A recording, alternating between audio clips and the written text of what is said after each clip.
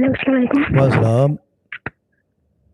जी जी। मेरी टेस्टिमोनी ये है कि शेर भाईजान ने मेरे को धमकिया था। मेरी तबीयत बहुत खराब हो गई थी। ओके।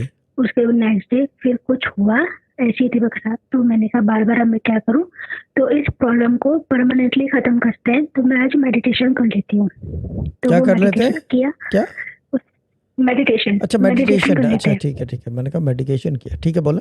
तो मैंने वही मेडिटेशन किया कि मुझे इस प्रॉब्लम से बचा दो।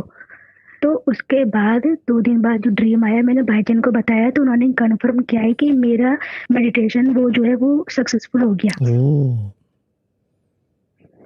ये काम हो गया। और एक ड्रीम पे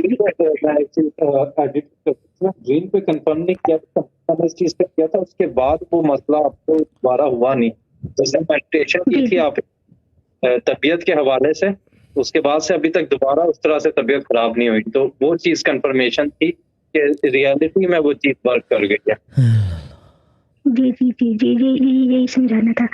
और जो शेहर भाई ने वो किया था लास्ट मेडिटेशन, जिसमें वो ब्रॉड स्पेक्ट्रम मेडिटेशन था, तो वो मेरी फ्रेंड कीर्ति मौर्य, हमारी मेंबर भी है, वो इंटरव्यू के लिए बैठी थी, तो उसने मुझको बोला कि दीदी आप कोई हेल्प कर सकते हो। मैंने कहा मैं दुआ तवज्जो में भी लिखती हूँ, और ये जाके दम भी हम लोग करते हैं।